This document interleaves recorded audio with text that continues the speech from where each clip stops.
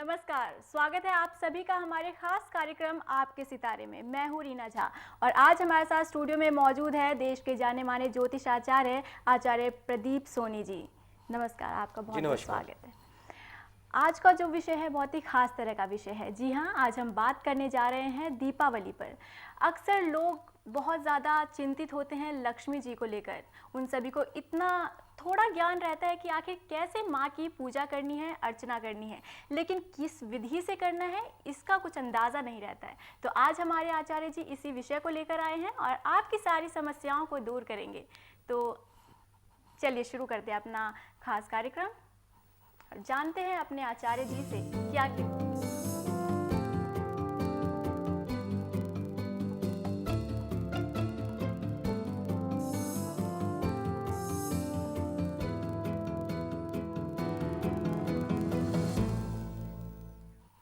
चलिए सबसे पहले अब जानते हैं अपने आचार्य जी से कि आखिर इस दीपावली में लोग काफ़ी चिंतित होते हैं अपनी धन लक्ष्मी को लेकर। आखिर क्या करें इस दीपावली में ताकि उनकी सारी दुख दुविधा है सब दूर हो जाए और उनके घर में माँ लक्ष्मी प्रवेश करे। चलिए जानते हैं अपने आचार्य जी से कि आचार्य जी लोग जो हैं काफ़ी उत्साहपूर्वक रहते हैं कि किस तरह से आखिर उनके घर लक्ष्मी विराजमान हो। देखिए, दीपावली का जो पर्व ये कहा जाता है, एक ऐसा पर्व जो हिंदू धर्म शास्त्र के अंदर सबसे बड़ा पर्व माना जाता है। ये पर्व मनाया किस लिए जाता है? ये पर्व एक अंधकार को प्रकाश की तरफ ले जाने का एक पर्व है। अंधकार कहते किसे हैं? अंधकार मतलब जीवन के अंदर हमारा जितनी भी सुख समृद्धि अगर वो हमसे क्षीण हो जाए, अगर जीवन के अंदर धन संपत्ति किसी आदमी के पास ना रहे, वो अंधकार की गर्त में चलता चला जाता है। और दीपावली का जो पर्व है माँ लक्ष्मी से जुड़ा हुआ एक पर्व है। इस पर्व के अंदर हम ऐसे सुख के साधन अपने अर्जित कर सकते हैं, ऐसी विधियां अर्जित कर सकते हैं जिसके द्वारा हम मां लक्ष्मी की पूजा अर्चना साधना कर कर छोटे छोटे उपायों के द्वारा हम अपने जीवन को सुख समृद्धि से भर लें।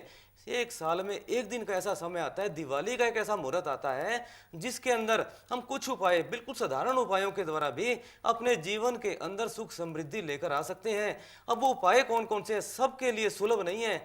पूजा पाठ कर्म कांड का ज्ञान लेना, एक आम जन साधारण अपने जीवन में इतना उलझा हुआ होता है कि वो पूजा पाठ कर्म कांड के विषयों को समझ लेने की क्षमता नहीं रख सकता। तो ऐसे के अंदर, ऐसे विषय के अंदर, ऐसी स्थिति के अंदर ऐसे क्या साधन किए जाएं, ऐसे कौन कौन से छोटे छोटे उपाय किए जाएं जिसके द्वारा बिल्कुल साधारण तरीके से कि अपने घर में सुख समृद्धि की वो स्थापना कर सके, अपने अंधकार रूपी जीवन को दीपावली के इस पर्व पर दीपक की भांति प्रकाश की ओर लेकर चला जाए। तो ऐसी स्थिति के अंदर आज हम कुछ अपने दर्शकों को, मित्रों को उपाय बताना चाहते हैं कि जो दिवाली के दिन किए जाते हैं जिससे सुख समृद्धि उनकी बढ़ जाए। तो आज हम इन्हीं उपायों की चर्चा करेंगे। कल भी हमने कुछ बिल्कुल साधारण उपाय आपको बताए थे, आज हम उन उपायों की आगे चर्चा करते हैं। देखिए, एक सेफ्टी का एक यंत्र आता है, सेफ्टी कहते हैं बिलोर को। हिंदी भाषा के अंदर हमारी जो इंडियन लैंग्वेज है हिंदी, उसके अंदर हिंदुस्तान के अंदर इसको बिल्लोर भी कहा जाता है, सेफ्टिक क्रिस्टल को भी कहा जाता है इंग्लिश के अंदर। तो सेफ्टिक की हम अगर माला ले लें और उस माला को लेकर के अगर हम उसकी 11 माला का अगर जाप करें, सिर्फ एक साधारण सा एक मंत्र बताना चाहता हूँ अपने मित्रों को, अपने दर्शकों को। अगर वो माला लेकर सेफ्टिक की माला से सिर्फ 11 माला 40 दिन तक लगातार अगर जाप कर ली जाए तो उसके अंदर बिल्कुल साधारण तरीके से माँ लक्ष्मी का वास आपके घर में हो सकता है। तो वो मंत्र कौन सा है मित्रों, मेरे दर्शकों, मेरे मंत्र बड़े ध्यान से सुन लीजिए। एम ह्रीम श्रीम क्लीम। एक बार मंत्र द्वारा रिपीट करना चाहता हूं मैं। एम ह्रीम श्रीम क्लीम। ये मंत्र जो है बड़ा साधारण मंत्र है, सिर्फ 4 ही अक्षर का मंत्र है। इस 4 अक्षरी मंत्र के अंदर इतनी शक्ति है, इतनी पावर है कि अगर आप क्रिस्टल के या सेफ्टिक की माला के अंदर 11 दिन तक लगातार अगर इस 11 माला अगर रोज कर ले और 40 दिन तक निरंतर अगर इस मंत्र का जाप कर लिया जाए तो स्थायित्व रहेगा लक्ष्मी का आपके घर के अंदर। और एक और तरीका इसके अंदर आता है, अगर 40 दिन के बाद में आपने अगर किसी भी इंटरव्यू के अंदर अगर आपने जाना है, अगर आप किसी संस्था के अंदर अपना इंटरव्यू देने जाते हैं तो थोड़ा सा केसर का इसके ऊपर तिलक लगाकर अपने गले में धारण कर कर अगर आप चले जाएं इसी माला को, तो स्थिति के अंदर आपको इंटरव्यू की क्लियरेंस के लिए भी बड़ी अच्छी अपॉर्चुनिटी मिल सकती है। जी जी रीना जी।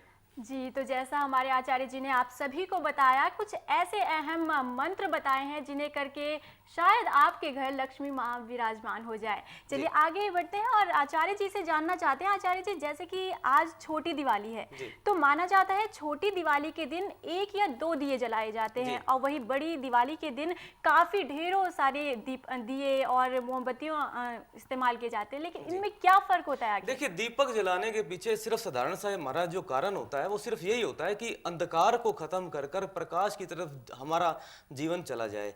अंधकार क्या और प्रकाश क्या, दिए जलाने का महत्व भी क्या, आखिर इतने दियों का महत्व क्या। घर के अंदर सारी जगह दिए जलाए जाते हैं, कुछ जगहें हमारी ऐसी घर के अंदर रह जाती हैं जहां पर कभी भी रोशनी का प्रकाश की व्यवस्था ही नहीं होती। जहां पर रोशनी की प्रकाश की व्यवस्था ना हो वहां अंधकार वास कर लेता है, राहु का वास माना जाता है। ऐसी जगह के ऊपर दीपावली एक ऐसा पर्व है जो हमें मौका देती है।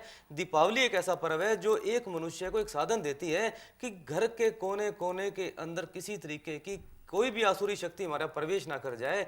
और जिनका वास हो चुका है, अगर हम दीपक जो प्रकाश की व्यवस्था की जाती है घर के कोने कोने में की जाती है, उस व्यवस्था को करने का मतलब यही है कि हमारे घर के किसी भी कोने के अंदर किसी भी तरीके का कोई भी वास्तु दोष ना रह जाए, किसी भी तरीके का कोई भी राहु अगर किसी भी कोने के अंदर पड़ा हुआ है तो उसका वास ना हो जाए। देखिए रीना जी, दिवाली वाले दिन घर की सफाइयाँ होती हैं। सफाई करने का कारण क्या, सफाई आखिर एक साल के अंदर एक बार ही क्यों की गई? क्योंकि कोना कोना झाड़ दिया जाता है। जितने भी जाले हैं, राहु गंदगी का कारक है, राहु नेगेटिव चीजों का, नेगेटिव ऊर्जा का कारक होता है। ज्योतिष से भी जुड़ी ये वस्तु है सारी की सारी। अंधकार जो माना जाता है राहु का प्रतीक माना जाता है, धुआं राहु का प्रतीक माना जाता है। जब घर की हम सफाई कर लेते हैं, घर की व्यवस्था कर लेते हैं, जितनी भी नेगेटिव एनर्जी है, नेगेटिव फोर्स है घर की, वो सारी की सारी खत्म हो जाती है। एक चीज अगर जो मूव नहीं करती, जिसमें मूवमेंट नहीं आती, उस चीज के अंदर अगर कुछ समय के लिए हम छोड़ भी दें तो वो भी नेगेटिव ऊर्जा करनी शुरू कर देती है। घर के अंदर वास्तु के हिसाब से भी अगर आपकी कोई भी चीज जो पड़ी हुई है चलायमान नहीं है, कुछ समय के लिए उसको अगर हम हिला भी दें तो भी उसमें ऊर्जा का संचालन हो जाता है। तो उस ऊर्जा को संचालित करने के लिए घर के अंदर किसी भी वस्तु को कुछ समय के लिए अगर हिला दिया जाए तो उसके अंदर ऊर्जा का संचार होना शुरू हो जाता है। लेकिन अगर किसी वस्तु को अगर बिना हिले डुले अगर उसको छोड़ दिया जाए तो उसमें भी नेगेटिव ऊर्जा आनी शुरू हो जाती है। हम तो सफाई की बात कर रहे हैं। अब सफाई के अंदर घर के जितने भी शनि है, राहु और केतु है, इनके जो नेगेटिव इफेक्ट हैं वो खत्म होते हैं। घर की छत मान ली जाती है ज्योतिष के अंदर।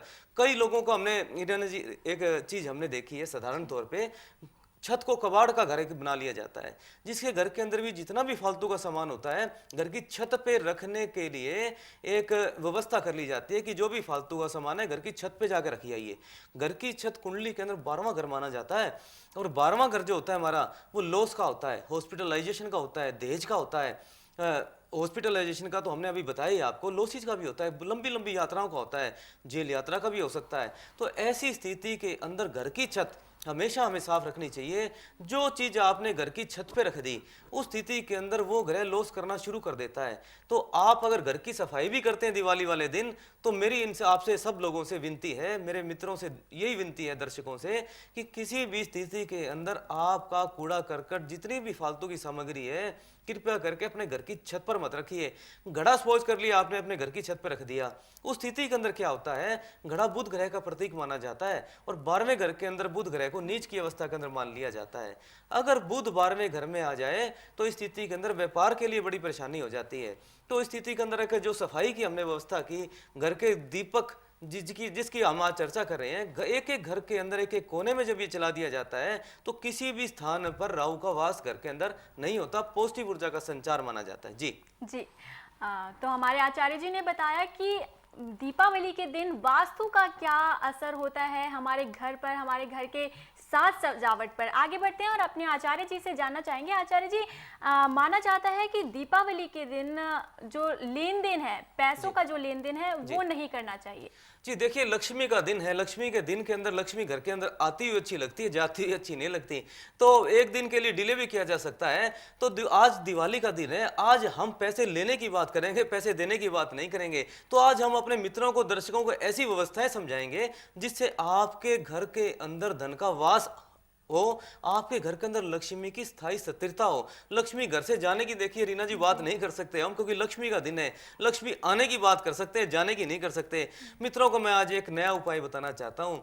कौड़ियाँ देखिए, लक्ष्मी जो मानी गई है, जब इस सृष्टि का निर्माण हुआ, जब ये सृष्टि चली, तो लेन देन की जो व्यवस्था की गई सबसे पहले एक कौड़ियाँ ही थी, जिससे हम अपने लेन देन की व्यवस्था करते थे। एक एक्सचेंज जो सिस्टम था हमारे समाज के अंदर सिर्फ कौड़ियाँ ही मानी जाती थी। तो कौड़ियाँ इस दुनिया के अंदर, संसार के अंदर सबसे पहली पूंजी मानी गई है, सबसे पहली लक्ष्मी मानी गई है। तो जो व्यवस्था हमने पुराने समाज के अंदर की, आज भी इस व्यवस्था को उपाय के तौर पर हम कर सकते हैं, प्रयोग किया जा सकता है। तो 11 कौड़ियाँ ले लीजिए। लक्ष्मी की जब आप पूजा करेंगे शाम को संध्या के समय, 5:31 का समय है हमारा, तो 5:31 जब प्रदोष काल हमारा चल जाएगा, 2 घंटे 24 मिनट तक चलता है। इस अवस्था के अंदर पूजा पाठ किया जा सकता है।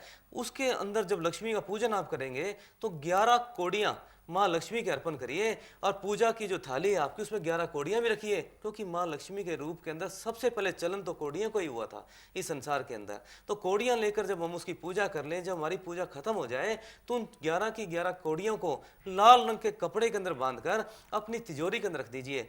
पूरे साल ऊर्जा का संचार आपकी तिजोरी में रहेगा, और माँ लक्ष्मी का आपके घर के अंदर वास निरंतर रूप से बना रहेगा। जी जी आचार्य जी, जैसा हमारे आचार्य जी ने आपको बताया कि पैसों का लेन देन जो है दीपावली के दिन ना ही करें तो काफ़ी अच्छा होगा। चलिए अब जानते हैं आचार्य जी से। आचार्य जी, अक्सर देखा जाता है कि दीपावली के दिन लोग अपने घर में साज सजावट करते हैं और काफ़ी अच्छी अच्छी चीज़ें सजाते हैं। अगर वास्तु के तरीके से देखा जाए तो क्या कहते हैं कि जो गमले हैं वो घर में लगाएं, तो क्या नेगेटिव और पॉजिटिव एनर्जी आने का क्या तरीका है इसका? देखिए, वास्तु का एक एक बिल्कुल ही अलग से एक चैप्टर आज हमने आपने ले लिया। तो वास्तु के लिए हमने जितने भी घर के अंदर हमारे गमले रखे जाते हैं, एक वृक्ष रोपण किन किन चीज़ों का किया जाए, उनकी अलग अलग दिशाएं भी मानी जाती हैं। पूर्व दिशा के अंदर कोई ज़्यादा बड़े पेड़ पौधे हम रख नहीं सकते, और जितने भी लाल रंग के पुष्प है, लाल रंग के जो पौधे माने जाते हैं, कमल का फूल माना जाता है। कमल तो देखिए कीचड़ में ही पैदा होता है, लेकिन उसके लिए वैकल्पिक एक व्यवस्था की जा सकती है। गुलाब का पौधा भी अपने घर में रख सकते हैं। गुलाब का पौधा रखने के बाद भी लक्ष्मी का वास, स्थायी वास कुंडली के अंदर माना जाता है, क्योंकि उसका कारण भी है। गुलाब का फूल मंगल ग्रह से संबंधित और शुक्र ग्रह से संबंधित है। शुक्र जीवन के अंदर लग्जरी लेकर आता है, और जीवन की जितनी भी लग्जरी है वो सारी की सारी शुक्र ग्रह ही तो देता है, और शुक्र माता लक्ष्मी से संबंधित है। गुलाब का फूल अगर घर में स्थापित किया जाए, और वो भी कौन सी, पूर्व दिशा के अंदर या उत्तर दिशा के अंदर, तो वो भी एक साधन बन सकता है हमारे जीवन के अंदर सुख समृद्धि को और लक्ष्मी के स्थायी वास करने के लिए। अगला उपाय की तरफ आज हम चलते हैं। एक दर्शकों, मेरे मित्रों, एक ऐसे साधारण साधारण आपको उपाय बताए जा रहे हैं जो हर क्षेत्र के अंदर वो वस्तुएं आपको उपलब्ध हो सकती है। आपको बिल्कुल डिटेल के अंदर, बिल्कुल साधारण तरीके से समझाया जा रहा है आज कि किस तरीके से हम दीपावली के अंदर हम साधारण उपाय कर सकते हैं।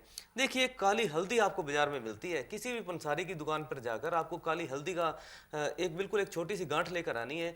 काली हल्दी लाकर उसके ऊपर थोड़ा सा सिंदूर लगाना है। काली हल्दी क्यों? आखिर हल्दी ही क्यों? हल्दी माना जाता है गुरु ग्रह का एक रूप। हल्दी मानी जाती है गुरु ग्रह को स्ट्रॉन्ग करने के लिए एक रूप। पीले रंग की हल्दी होती है, गुरु ग्रह से ही तो संबंधित है। गुरु पैसे का, फाइनेंस का, किसी भी कुंडली के अंदर दूसरे घर का कारक माना जाता है। दूसरे घर का साथ साथ बुद्धि का, कर्म क्षेत्र का, भाग्य का, सोर्स ऑफ इनकम का, और साथ ही साथ गुरु ग्रह ये बताता है हमारे कि खर्च भी कहाँ करना है। 12वां घर जो हमारा होता है वो खर्चे का होता है, तो किस दिशा के अंदर हमने खर्च करना है, ये भी गुरु ग्रह से ही तो संबंधित है। तो काली हल्दी का एक टुकड़ा लेकर आना है, सिंदूर उसके ऊपर लगाना है। सिंदूर लगाने का अर्थ क्या? सिंदूर लाल रंग का होता है, और गुरु मित्र माने गए हैं मंगल ग्रह के। दोनों मित्र जब मिल जाएंगे तो उस अवस्था के अंदर हमारे घर में अगर इसको हम स्थापित कर दें, और इसके साथ के साथ गुरु ग्रह और मंगल ग्रह तो आ गए, लेकिन चंद्रमा जब तक नहीं मिलेगा तो गज किस्ती राजयोग, और मंगल के साथ में जब तक चंद्रमा नहीं मिले तो लक्ष्मियों का निर्माण नहीं होता। इसलिए काली हल्दी के ऊपर सिंदूर लगाकर 2 सिक्के अगर हम उसके, चांदी के अगर सिक्के उसके साथ रख दें, और लाल रंग के कपड़े के अंदर लपेटकर अगर तिजोरी में रख दिया जाए दिवाली वाले दिन, तो उस स्थिति के अंदर भी आर्थिक समस्याओं से काफी हद तक निपटा जा सकता है। सारे साल तक आपके घर के अंदर सुख समृद्धि बन सकती है। जी चलिए, इसी बीच हमारे साथ एक दर्शक जुड़ चुकी हैं, गुड़गांव से गुड़िया। क्या जानना चाहती हैं आप हमारे आचार्य जी से गुड़िया?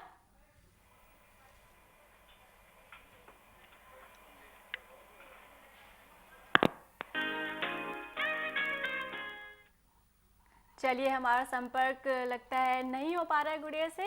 यहाँ रुकते हैं छोटे से ब्रेक के लिए, लेकिन हमारा कार्यक्रम जारी रहेगा।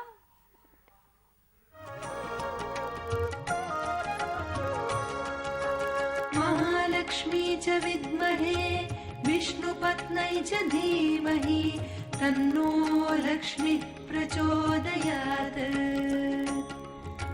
महालक्ष्मी च विद्महे विष्णुपत्नै च धीमहि तन्नो